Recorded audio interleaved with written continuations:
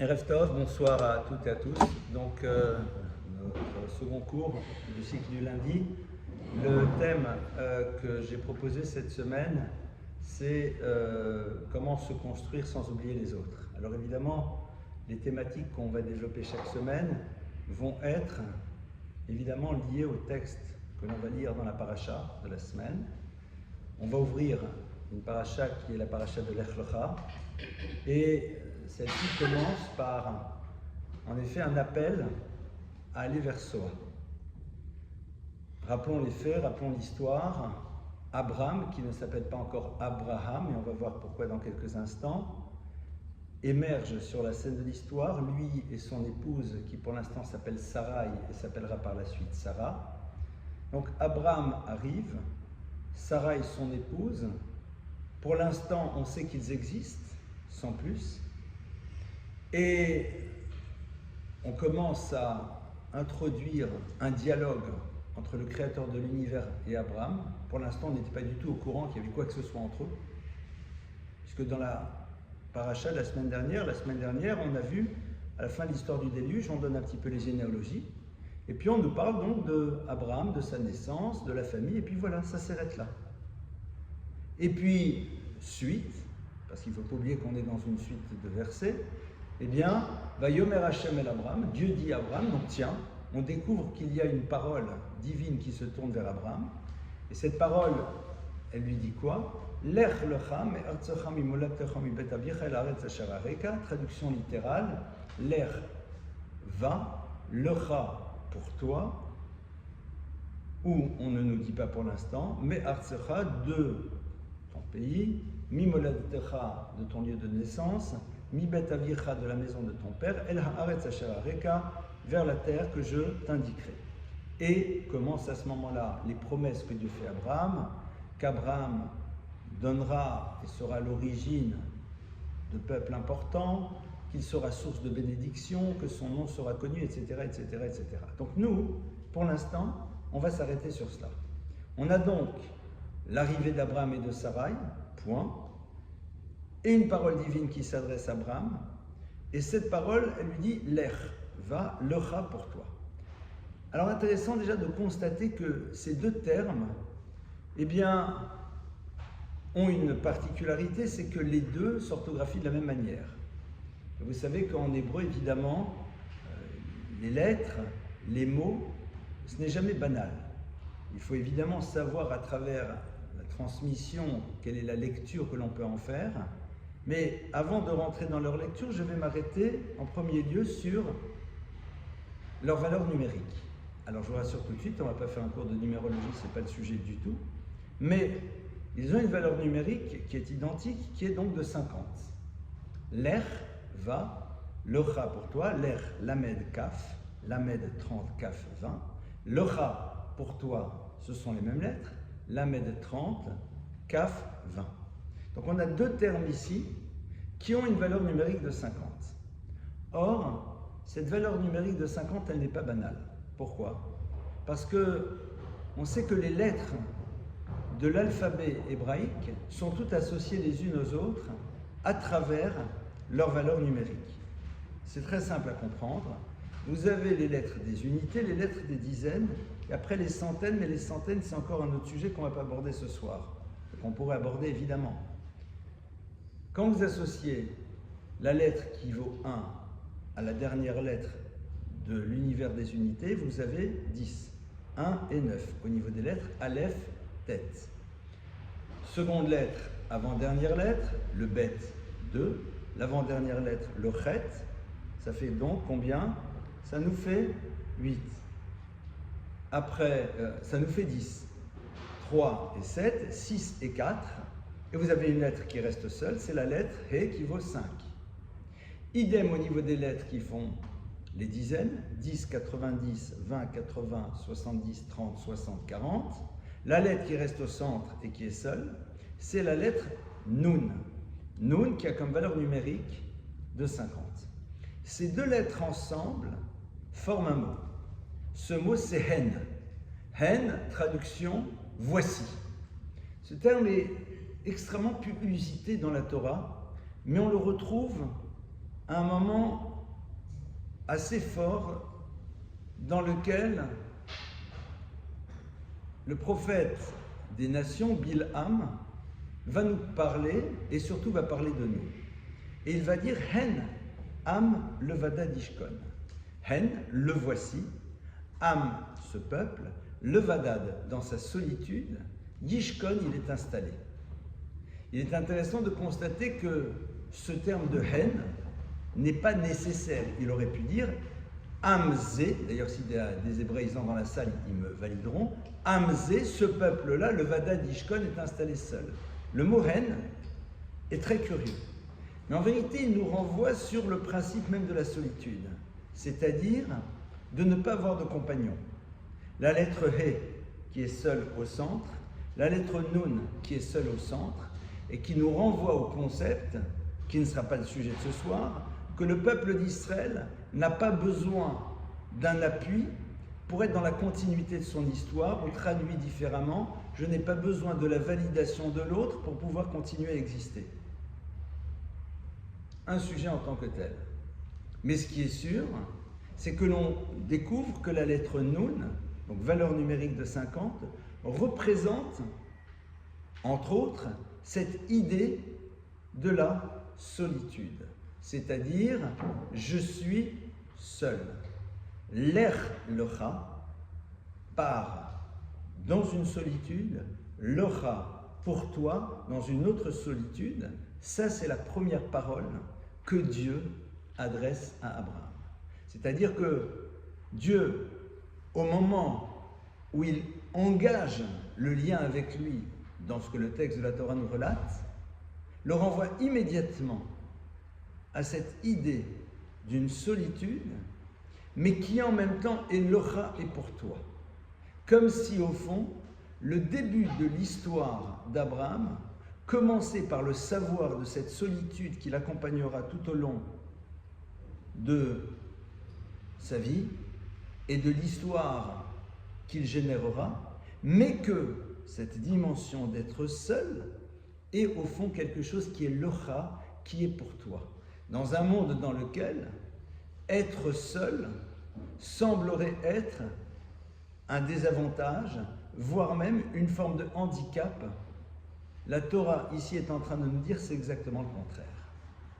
Pour que Abraham puisse entendre la suite de la parole divine, qui va être « Je te bénirai, tu auras une descendance, tu auras une place, tu représenteras quelque chose dans les nations. » Donc traduction, tu vas t'inscrire pleinement à l'intérieur des univers que tu vas traverser. Tu ne resteras pas dans cette forme de solitude, de l'ermite complètement déconnecté du monde. Tous les versets d'après, c'est Abraham et l'univers, Abraham et le monde, Abraham et les autres. Mais le point d'entrée, c'est le lech lecha, c'est-à-dire d'un mouvement dans lequel tu seras seul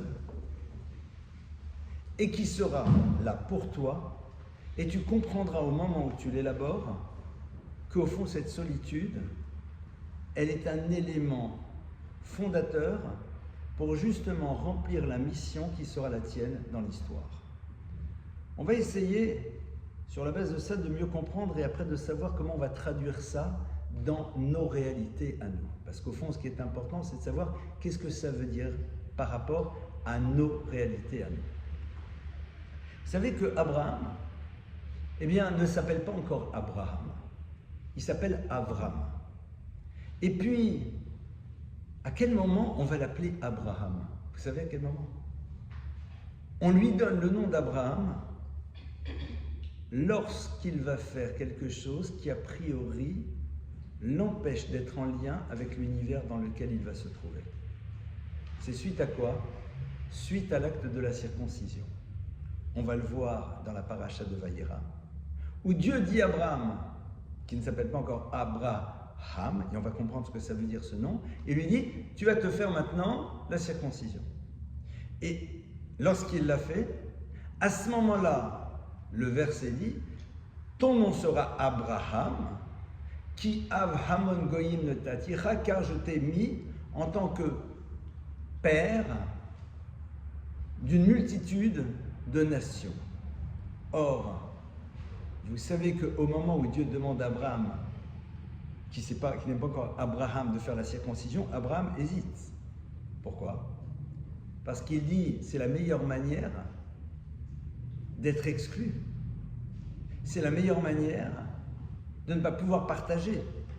Parce que si faire partie de cette histoire t'oblige à créer ce que certains croient être une mutilation, et il y a de fort peu de chances que les gens viennent s'agréger et désirent se retrouver connectés au peuple d'Israël.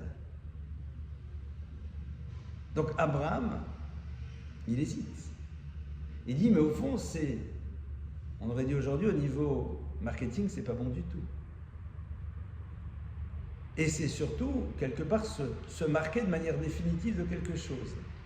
Et c'est à ce moment-là où Dieu lui dit, non, non, c'est à partir de cet acte que tu vas pouvoir justement devenir Av Hamon Goyim.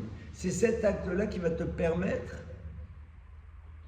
de t'inscrire à l'intérieur de l'univers, de l'impacter à travers ce que tu dis et ce que tu es. Alors qu'a priori, ça devrait amener le résultat contraire.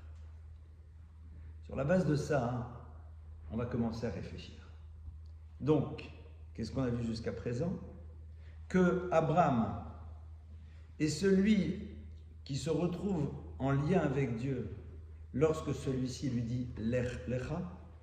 Comme nous l'avons développé, sans trop nous y attarder, les termes de Lech Lecha, va vers toi, pour toi, c'est plus pour toi, sont des termes qui nous renvoient à travers cette valeur numérique du 50 à la notion de la solitude, comme on l'a expliqué. Et à ce moment-là, c'est là où tu te retrouveras avec un impact sur le monde. Et Abraham, dans le mot, dans le nom qui va le désigner comme étant celui qui va en effet s'ouvrir au monde, sans oublier personne, il est appelé de cette manière au moment où on lui demande de faire quelque chose que lui-même comprend comme étant exactement à l'opposé du but recherché. Donc on est dans les deux situations, dans le même principe. Pars de là où tu es, fais ça pour toi, et en même temps, tu vas impacter l'univers. Donc tu te tournes vers toi-même, mais en même temps, tu impactes le monde. Fais la Brit Mila, donc a priori, fais ce qu'il faut pour que les gens n'aient pas envie de se rapprocher de ce que tu représentes, et en même temps, tu vas devenir là maintenant Abraham, celui qui est Avhamon Goyim, le père d'une multitude des nations. Déjà, on voit ici quelque chose qui va être fondateur dans toute l'histoire du peuple d'Israël, c'est que la logique n'est pas présente au rendez-vous. Ça veut dire que si tu penses ton histoire fonction des critères logiques, alors t'as tout faux. T'as tout faux. C'est-à-dire, si tu veux en effet impacter les univers dans lesquels tu te trouves, tu te dois de rester là où tu es, parce que c'est là où en effet tu connais le mieux les gens, tu connais le monde, tu vas pouvoir parler, échanger. Tu dois au contraire être dans l'ouverture vers l'autre plutôt que de te tourner vers toi-même. Si tu veux vraiment amener les gens à partager ce que tu as envie de leur transmettre, ne fais pas des choses qu'ils risquent de ne pas comprendre, qu'ils risquent de voir comme étant une forme de mutilation et qui risquent de les amener à ne pas vouloir trop se rapprocher parce que ça leur fait peur. On est d'accord? Et Dieu lui dit, non mais c'est exactement le contraire que tu vas voir comme résultat. Le point de départ d'une histoire, aussi bien de l'histoire d'Abraham que de l'histoire du peuple d'Israël, que de l'histoire de chacun d'entre nous, c'est justement se débarrasser de la logique. C'est-à-dire savoir que ma réflexion logique ne peut pas être l'élément qui dirigera mon existence. Ça, c'est le point de départ. Et c'est très intéressant parce que vous constaterez que lorsque l'on a voulu inscrire cette logique à l'intérieur du peuple juif, on s'est systématiquement, pardonnez-moi, retrouvé dans le résultat inverse. Lorsque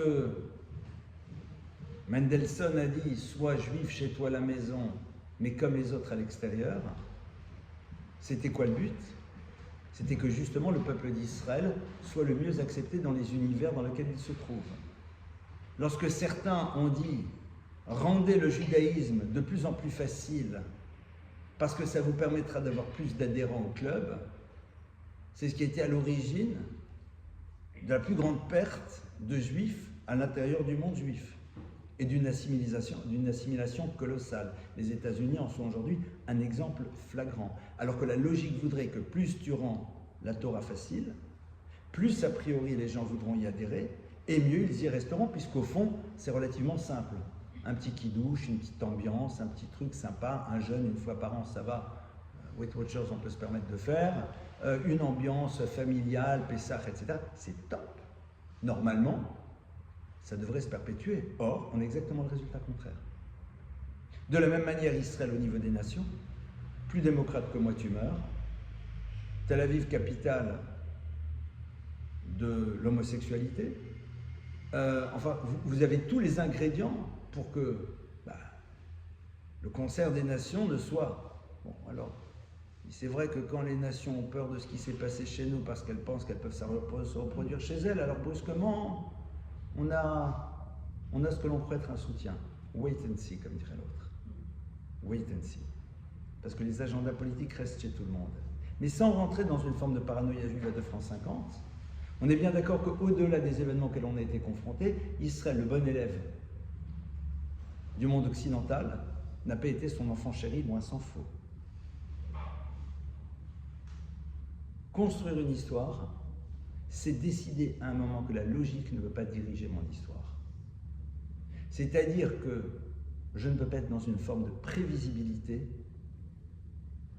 mais je vais devoir m'intéresser à quelque chose d'autre. Et c'est là où on va entrer dans notre sujet. Lech lecha va lecha pour toi.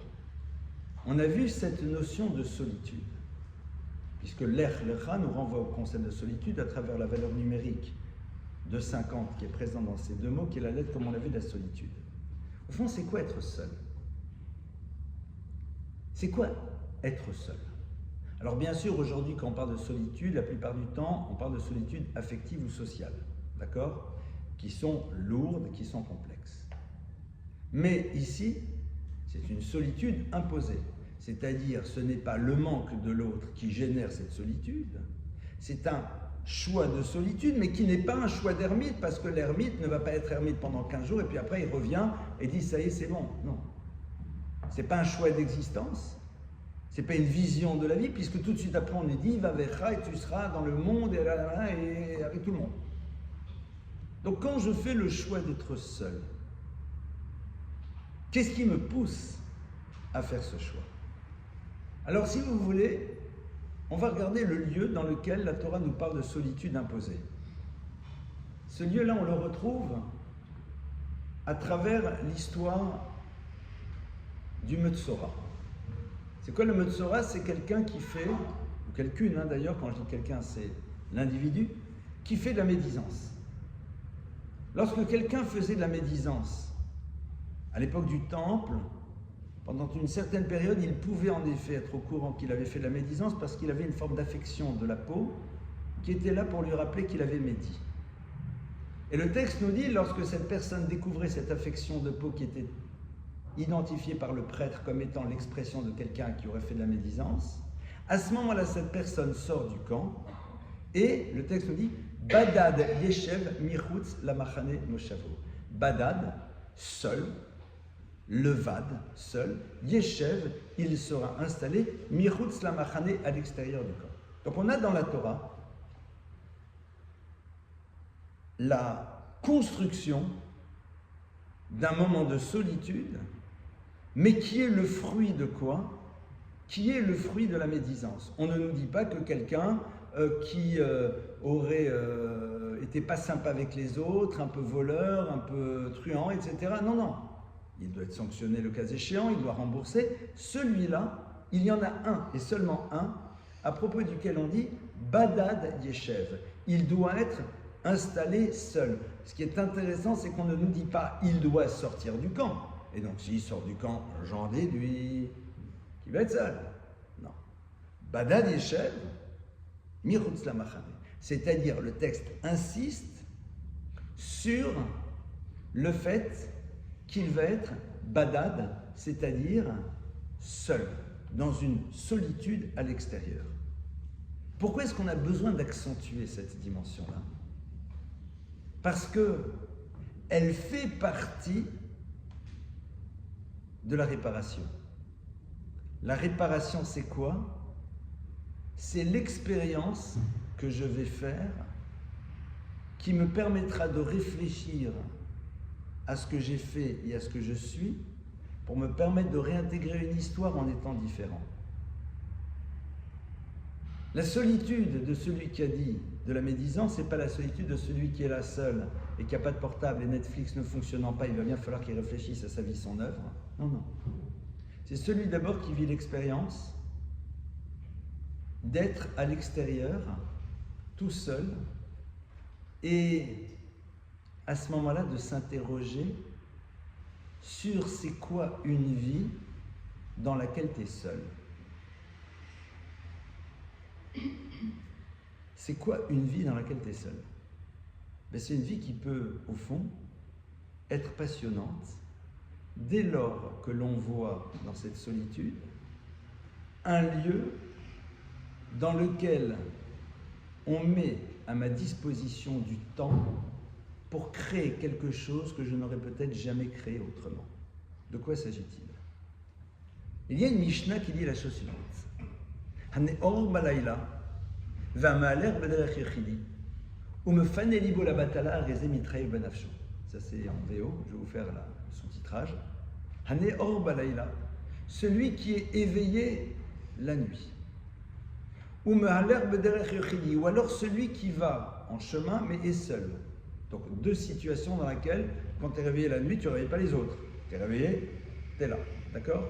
Maaler b'derech, tu es en chemin mais yechidi. Le texte nous dit « Et où me fané libo la batala » et cette personne-là rejette, met de côté son cœur pour des choses battelles qui de toute façon sont fugaces et qui à un moment seront annulées, Hareze mitrayev benafsho, il est coupable vis-à-vis de lui-même. Traduit de manière différente, ces moments de solitude qui sont décrits par la Mishnah sont des moments particuliers dans lesquels tu dois être capable de créer quelque chose. Parce que justement, le chemin t'amènera quelque part. Parce que la nuit va disparaître et tu te retrouveras avec d'autres. Donc tu es dans un moment de vraie solitude et dans lequel on te dit, c'est un cadeau qui t'est offert par rapport à quelque chose que tu ne peux créer que dans un moment de solitude. Qu'est-ce que je crée dans un moment de solitude en premier lieu? Qu'est-ce que je vais mettre en place? C'est que je n'existe pas à ce moment-là à travers mon positionnement social. Je n'existe pas à travers le regard de l'autre. Je ne me pose plus la question de savoir quelles sont les postures que je vais prendre pour être identifié. Je ne me pose plus la question de savoir comment je suis vécu et perçu par le monde qui est autour de moi, puisque ce monde n'est pas là. Et donc, à ce moment-là, je vais pouvoir commencer à faire une rencontre avec moi-même. Le début du travail sur soi commence à ce moment-là. Lachon hara, pourquoi c'est lui, celui qui a fait de la médisance, qu'on dit exit? Parce que, entre vous et moi, celui qui dit de la médisance, c'est quelqu'un de pitoyable. Pourquoi? Parce qu'il veut se faire grand en faisant petit les autres. C'est-à-dire, il n'existera jamais parce que sa seule manière à lui d'exister, c'est de montrer que les autres n'étant pas, donc lui est. Vous savez, c'est comme ces enfants qui sont côte à côte en disant « je suis plus grand que toi ». Et la meilleure manière de te montrer que je suis plus grand que toi, c'est que je te fais tomber dans le caniveau. Tu n'es pas grand. Être grand à travers la disparition de l'autre, si je condamne l'autre, c'est que nécessairement je ne suis pas condamné. Si je mets en exergue le dysfonctionnement de l'autre, c'est que nécessairement cela ne me concerne pas. Et c'est passionnant. Parce qu'au fond, c'est la négation de ce que je suis. Je n'existe pas. Et donc, ces moments de badade, de seul, de celui qui a dit du Lachon Hara, c'est quoi? C'est le moment dans lequel il va découvrir qu'au fond, ce n'est pas relativement à l'autre que tu dois exister, mais tu dois commencer d'abord à t'interroger par rapport à toi-même. Et c'est cette identification de ce que tu es qui va te permettre de pouvoir retrouver le monde duquel tu venais et duquel tu as été pour l'instant séparé. Il y a un verset qui dit la chose suivante: Shiftecha betor mirma. Tu t'es installé dans ton propre mensonge. En effet, le prophète nous dit, on s'installe dans son mensonge, c'est-à-dire on s'installe à l'intérieur. C'est quoi mirma? Il y a deux termes. Il y a sheker. Sheker, c'est je mens. Non, non, c'est pas moi qui ai mangé les chocolats. Non, c'est pas vrai, tu m'as pas appelé. Non, je t'ai jamais dit ça. Ça, c'est le mensonge de l'homme politique, d'accord? Le classique. Ou de celui qui était pris avec la main dans la confiture, mais dit non, non, c'est pas moi qui ai mangé, c'est l'autre. Moi, je refaisais que remettre le pot. Ok. Mirma, c'est beaucoup plus subtil. Quelqu'un qui est mirma, c'est quelqu'un qui raconte une histoire, mais qui sait tellement bien la raconter qu'au bout d'un moment, les autres sont convaincus, mais lui-même aussi en est convaincu. C'est quelqu'un qui raconte l'histoire de sa vie, qui est dans une représentation de lui-même, qui se persuade d'être ce que les autres pensent qu'il est à travers l'image qu'il leur a proposée de lui. Quelque part, il n'habitera jamais sa propre existence. Il vivra à l'extérieur de ce qu'il aurait pu être. Et ça, c'est en effet dans la solitude où tu n'as plus cet autre que tu vas commencer à t'interroger. Et tu vas t'interroger sur quoi? Pas du tout de manière culpabilisante, etc. Je me raconte des histoires, pas du tout. Au contraire. Tu vas te regarder, tu vas te dire une chose très simple. Je suis un être unique. Et tu vas même aller un tout petit peu plus loin, tu vas regarder ce que Rabbeinu Yona de Gérone, contemporain de Maïmonide, a écrit dans un de ses ouvrages majeurs, que la base même de tout le travail que l'individu pourra réaliser dans son existence commence à travers une chose. Chez Yeda Adam Erko, Veyakir Ma'alotav. Traduction que je vais expliciter dans quelques instants. Chez Yeda Adam, que l'individu ait le savoir et la connaissance, pardonnez-moi, Erko de sa valeur, Veyakir et le savoir, la connaissance, et vous allez après distribuer le terme, ma'alotav, de tout ce qui fait de lui un être potentiellement grand. Les termes ici sont importants. Premier terme que Rabbeinu Yonah explique, utilise, et vous savez que quand ce sont les rishonim, c'est-à-dire les maîtres de l'époque du Moyen-Âge, et a fortiori ceux qui les ont précédés, utilisent des mots, chacun des mots est choisi. Et chacun des mots se doit d'analyser en tant que tel. Ils avaient conscience de la valeur du mot et donc savaient exactement choisir les mots exacts pour nous permettre de mieux comprendre le concept qu'ils allaient développer. Chez Yeda, on est ici dans la notion de l'ada'at. Le terme de l'ada'at, connaître, savoir, et utilisé la première fois par la Torah à quel moment? Lorsqu'on parle de l'univers de l'intime entre Adam et Ève. Où la Torah nous dit Vayeda Adam et Chava Ishto. Adam a connu Ève son épouse. Et là-bas on parle d'intimité. Et la Torah n'a pas de problème à utiliser d'autres termes pour parler de l'intimité. Elle utilise des termes beaucoup plus clair et moins poétique. Mais le texte ici ne fait pas de la poésie. La Torah, ce n'est pas de la poésie. Vayeda, il a connu. Chava, Ishto, son épouse. On est au courant que c'est son épouse, il n'y en a pas une autre. Pourquoi la Torah te dit Chava, Ishto, Chava, son épouse? Vayeda, la Chava? Non. La notion de date, c'est quelque chose qui est du domaine de l'ineffable. C'est-à-dire quelque chose que tu ne pourras peut-être pas traduire complètement avec des mots. Et ici, c'est une parenthèse que je fais, tu ne peux véritablement savoir qui est l'autre dans une relation amoureuse que dans la mesure où tu t'es lié à cet autre de manière définitive à travers un engagement qui s'appelle l'engagement du mariage. Et à ce moment-là, dans l'intimité, tu rencontres l'intégralité de l'autre, puisqu'on est dans un dialogue des corps, des cœurs et des âmes. C'est pour ça qu'il n'y a pas eu d'engagement. Je ne parle pas d'un engagement proformant, on va se marier, ça c'est de la rigolade. D'accord? Un engagement qui fait qu'il y a quelque chose qui est du domaine de l'exclusif entre nous, tu ne peux pas être dans le savoir-être de l'autre. La notion de date, c'est quelque chose qui va dans ce que j'appellerais l'au-delà du mot.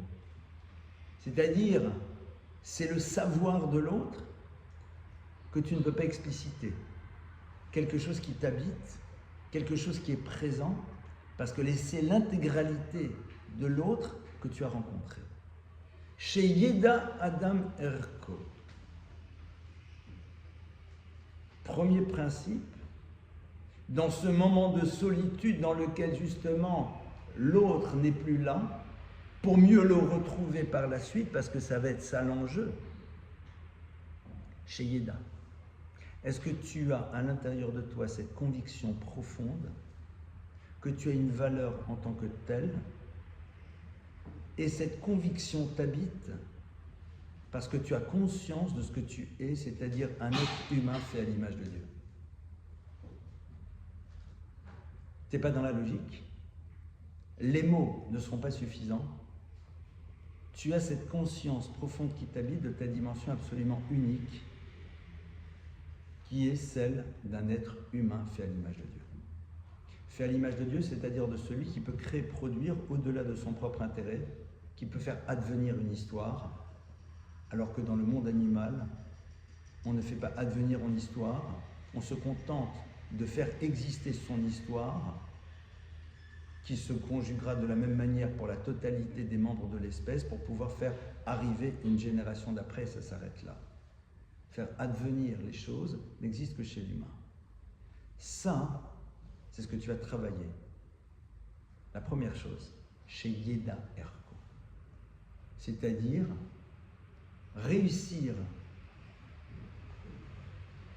face à des situations de vie à te dire ce n'est pas digne de moi. Parce que tu as une conscience aiguë de ce que veut dire un être humain. Ça, c'est l'élément qu'on va travailler en premier lieu.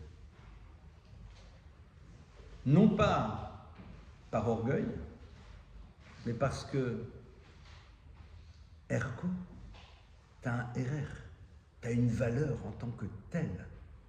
Il n'y a rien de pire que quelqu'un qui perd conscience de la valeur de ce qu'il représente à travers le fait qu'il est le fruit du désir que Dieu a qu'il soit présent dans ce monde. J'ai eu un jour, dans le cadre d'une conférence, sur des sujets qui ont trait à la fécondation in vitro, à pas mal de choses. Quelqu'un à un moment, je ne me rappelle plus pourquoi, m'a dit « Oui, mais comment vous construisez une histoire quand vos parents vous disent que vous êtes arrivé par accident ?» Je lui dis « Rappelle-toi d'une chose, c'est que pour l'enfant en paresse, il faut qu'il y ait 3 éléments. Une mère, un père, et que Dieu ait envie que les choses existent. Tu es le fruit de la volonté divine. Et ça, même si le couple n'en a pas eu le désir, si à un moment le créateur de l'univers ne voulait pas que tu sois là, tu ne serais pas là. a fortiori si tu es le fruit de la volonté que tes parents ont eue de remplir la mission qu'il a leur sur terre, qui est d'amener une âme nouvelle dans le monde et non pas un enfant chosifié au service de leur propre histoire. Et ça, c'est encore un autre sujet.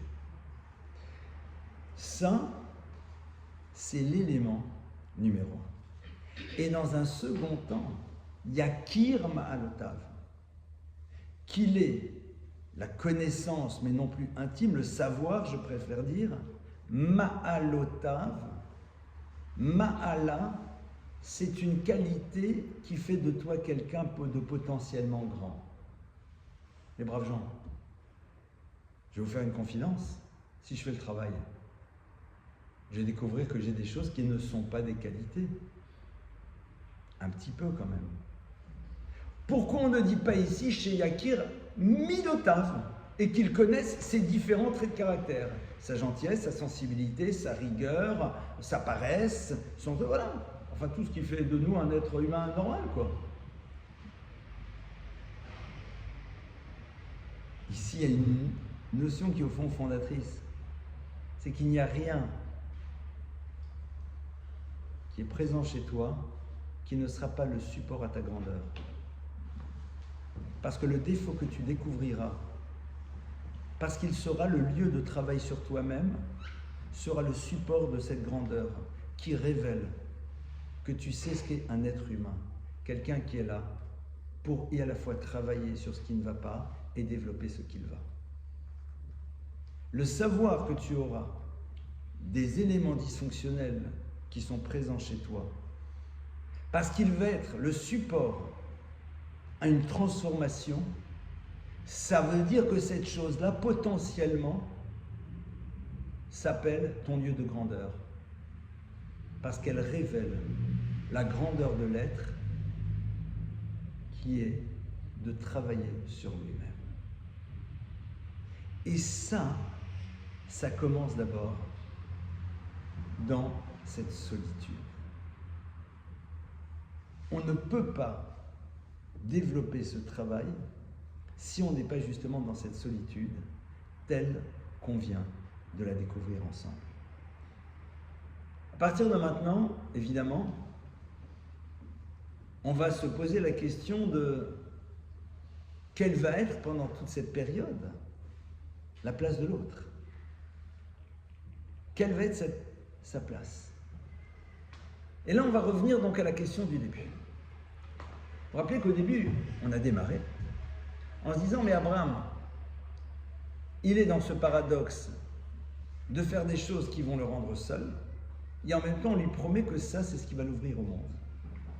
Il fait la circoncision, il dit, mais en faisant la circoncision, les gens vont s'écarter de moi. Je lui dis, c'est là où tu vas t'appeler Avraham, Avramon Goïm, le père d'une multitude des nations, c'est là où le monde, tu vas t'ouvrir au monde et le monde sera en connexion avec toi. L'Ech Locha va pour toi, cette séparation, cette rupture, ce retour vers soi-même, qui va être justement le préambule, Vagadla Shemecha Veyeboracha, au contraire, tu seras connu, tu vas être avec les autres, tu béniras, etc., etc. Au fond, la question, elle est de savoir, c'est quoi ma rencontre avec l'autre? À quoi elle sert? Quelle est sa fonction? Pour la Torah, la rencontre à l'autre n'a de fonction et n'a de sens, pardonnez-moi, que dans la mesure où elle est là pour l'interpeller et lui apporter quelque chose. C'est l'élément interpellant de ta démarche personnelle qui sera le lieu de rencontre réelle avec les autres. Ça veut dire que la Torah te dit que la rencontre avec l'autre n'a de sens que dans la mesure où elle peut produire quelque chose. Qu'est-ce qu'elle produit? Une interpellation. Cette interpellation prend sa source dans quoi? À l'intérieur de ce que tu es toi. La première chose que tu es, c'est quelqu'un qui a été capable de rester seul pour pouvoir s'interroger sur sa singularité, sur tous les éléments qui le constituent, le travail qu'il va faire sur lui-même. Et c'est cela, en effet, que tu vas apporter au monde que tu rencontres. Parce que la rencontre à l'autre n'a de sens que dans la mesure où elle apporte quelque chose. Si elle n'apporte rien, à quoi sert-elle? Si demain quelqu'un me dit je suis seul à la maison et que je me dis il n'y a pas de problème, je m'installe chez vous, mais je ne te parle pas, je ne te souris pas, je n'échange pas, à quoi sert ma présence? À rien. Ma présence doit pouvoir t'apporter. Et pour la Torah, ce que tu apportes en premier à l'autre, c'est quoi? C'est l'élément bouleversant que tu véhicules à travers le fait que tu as posé ce que voulait dire être un être humain tel que Dieu a créé sur terre. Quelqu'un qui est capable de s'interroger sur lui-même, quelqu'un qui est capable de rester seul avec lui pour mieux comprendre qui il est, pour mieux découvrir les points sur lesquels il doit travailler. Quand ces notions sont là, à ce moment-là, la rencontre avec l'autre a du sens. Sinon, elle ne nourrit pas et elle n'apporte rien. Si ce n'est parfois une présence technique et encore. Alors je suis bien d'accord que ce qu'on vient d'évoquer ensemble, c'est pas simple. Mais c'est la base même de ce que Dieu attend de nous. Je ne peux pas aller à la rencontre de l'autre si ce travail vis-à-vis de moi n'a pas commencé à se mettre en place. Pourquoi?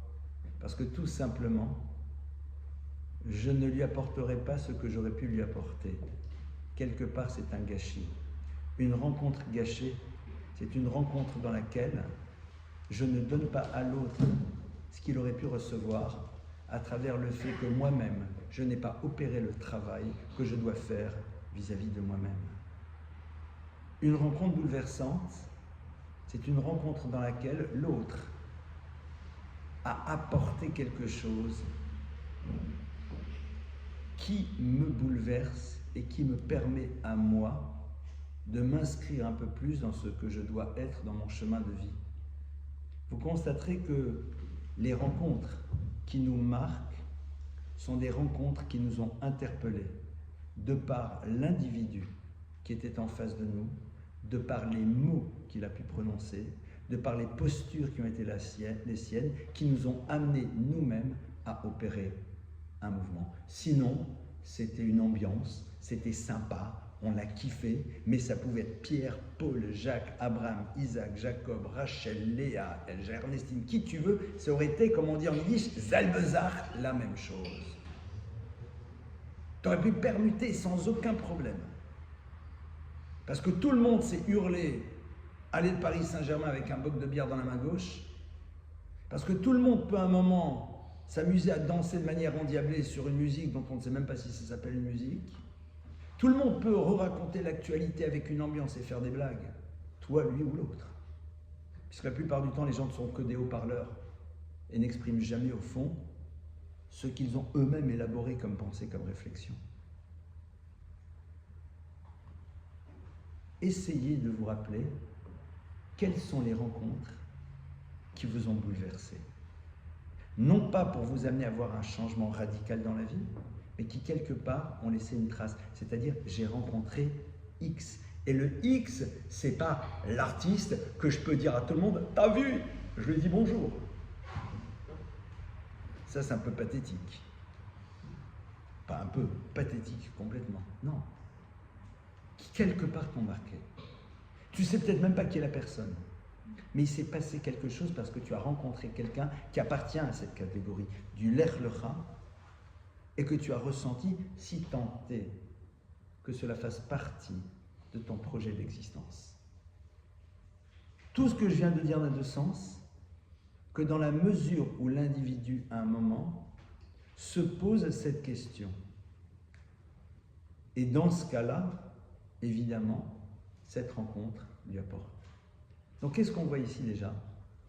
On voit que pour la Torah, la solitude, être tourné vers soi-même, c'est la meilleure manière d'apporter quelque chose aux univers que l'on va croiser. Au-delà de ce que j'appellerais des bénéfices collatéraux de ma construction intérieure, il y a l'idée même du mouvement que l'on opère qui va apporter quelque chose à celui ou à celle que l'on rencontre. Maintenant, évidemment, comment est-ce qu'on crée ce travail, comment est-ce qu'on le met en place? On ne peut pas le mettre en place tant qu'on a besoin des autres. C'est-à-dire tant que l'on a besoin d'être rassuré à travers leur présence, leurs mots et leur posture par rapport à nous. C'est tout le travail de l'éducation. Tout le travail des parents, c'est d'avoir donné aux enfants les moyens de se passer d'eux. Alors qu'ils seront là, à nos côtés, en bonne santé, jusqu'à 120 ans, tout va bien. D'accord? On ne parle pas du tout de la rupture. Mais au fond, c'est ça notre responsabilité. Notre responsabilité, c'est justement de faire en telle sorte que l'enfant qui va grandir ait suffisamment conscience qu'il a une valeur en tant que tel et que la découverte qu'il va faire des éléments qui le constituent sont ces propositions de grandeur que la Torah lui fait, et donc s'engouffrer à l'intérieur de cette démarche, mais en n'ayant pas besoin de l'autre. Parce que quand tu as besoin de l'autre, tu prends tes postures, tu deviens un caméléon social. Tu fais ce qu'il faut pour continuer à faire partie d'une histoire. Le peuple juif, pardonnez-moi, mais on se moque royalement de ce que les autres pensent de nous. Mais totalement. Fais-toi plaisir, pense ce que tu veux de moi, parce que sinon, je deviens contorsionniste et je commence à épouser ce que la Vox Populi me demande d'être pour pouvoir être accepté du monde dans lequel je suis. À quel moment je m'interrogerai sur moi-même? Ah, si on ne fait pas ça, les autres ne nous aimeront pas, c'est pas grave. Ils n'auront pas, eux, le mérite de nous aimer. C'est leur problème, c'est pas le mien. Le drame, c'est quand justement tu as donné à l'autre les clés pour définir ton identité. Je ne remets pas les clés de mon identité aux mains de l'autre. Il en est hors de question. En tant que peuple et en tant qu'individu. Et ça, c'est ce qui me permettra justement d'aller à la rencontre de tous les autres. Parce que quand vous n'êtes pas dans la pathologie du faire plaisir, alors quand vous faites plaisir, c'est parce que vraiment vous avez envie de faire plaisir. Quand vous souriez, c'est parce que vraiment vous savez que c'est fondamental, parce que vous véhiculez vous-même votre propre sourire. Et de facto, il profite aux univers que vous croisez. Il n'est pas à géométrie variable, il n'est pas fonction de celle ou de ceux que tu rencontres. Il fait partie de toi-même et il illumine les rencontres que tu fais parce qu'il fait partie d'une identité et non pas l'expression d'une posture ou d'un désir ou d'une stratégie relationnelle. Ça, c'est quelque chose qui va prendre du temps, clairement. On a encore quelques minutes et on va passer après à vos questions. C'est quelque chose qui va prendre du temps et, comme je le disais, aujourd'hui on est dans l'antithèse. On est dans le quant à soi, mais dans un monde dans lequel on est sans arrêt en attente de la validation des autres. iPhone, iPad, tout est en i. Ma vie, mon bonheur, mon bien-être. D'accord? Et sans arrêt, que pensent les autres de moi? Il y a quelque chose de complètement fou. C'est-à-dire que on est en train de dire aux gens, non mais occupez de vous-même. Mais attention, c'est les autres qui vont diriger votre vie. Et les autres, tu les mets de côté quand ils t'obligent de faire un effort, c'est-à-dire quand ils t'obligent de faire le travail que tu dois faire sur toi-même. Moi, je le vois de manière hallucinante dans ces couples qui divorcent, dans lesquels l'un des deux va dire « je ne me suis pas assez occupé de moi-même ». J'entends. Et je ne veux plus faire d'efforts. Super. Donc ça veut dire que ce qui est ton projet de vie, qui est de faire un travail sur toi-même et de faire des efforts, qui peut-être ne seront pas les éléments qui permettront au couple de continuer, parce que si tu as un fou furieux en face, il faut se lever et partir. La Torah ne nous demande pas de nous suicider psychologiquement. Mais justement, c'est ça qu'on attend de toi. Est-ce que cet élément-là, tu le mets en place dans ta vie ou pas? Est-ce que tu fais un travail par rapport à toi-même? On est dans quelque chose, en tout cas moi, qui me semble extrêmement curieux. Ce quant à soi, qui pour la Torah est le lieu du travail sur soi-même pour mieux être dans la rencontre avec l'autre et réussir à être en lien avec l'autre, quel qu'il soit, parce que quand tu as fait un travail sur ton ego, sur ton écoute, sur juger positivement, sur la rancœur, sur la colère, je vous garantis que si on essaye de le faire, les relations au monde et aux autres, elles sont quand même beaucoup plus simples. Et là, on nous dit, c'est moi et moi et moi. Et dès le moment où la présence de l'autre m'obligerait à faire un travail sur moi-même, qui est au fond le sens même de mon existence, même pas en rêve. On m'aime comme je suis. La phrase la plus horrible qui soit. Parce que ça veut dire que tu n'as pas besoin dans ta vie de faire d'efforts. Extraordinaire. Vous voyez combien on est dans des situations qui ne sont pas simples.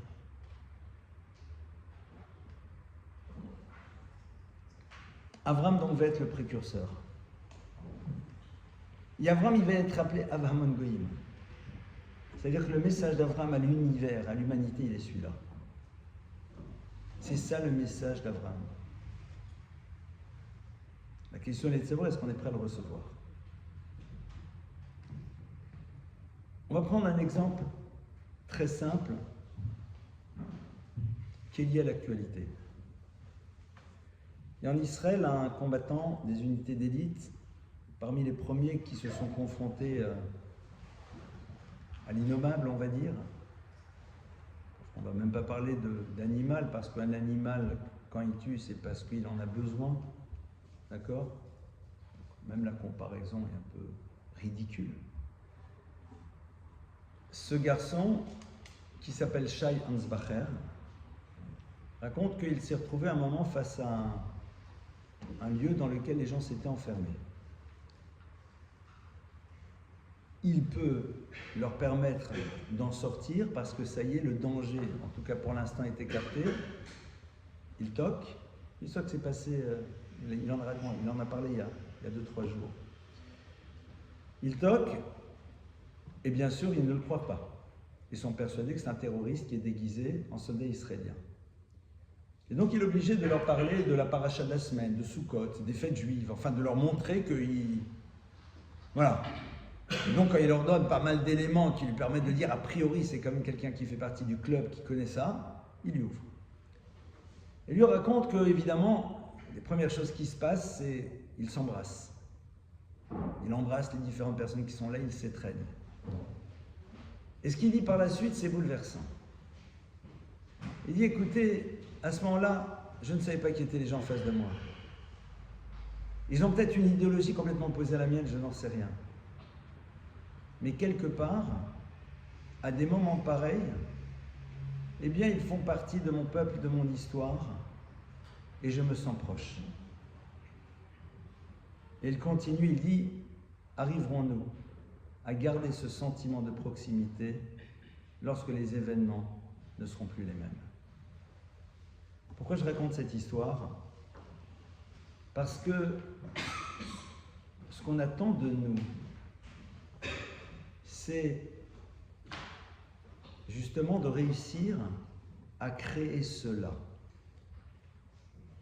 Mais pour créer cela, il faut d'abord avoir conscience de ce que veut dire véritablement ma propre histoire, parce que je comprendrai alors que de la même manière que la mienne est unique, celle de l'autre est unique, et que même si maintenant il semble la décliner dans quelque chose qui ne semble pas être la bonne direction, mais en vérité, tant qu'il est là, il a la possibilité de repenser et d'être capable de la construire de manière différente.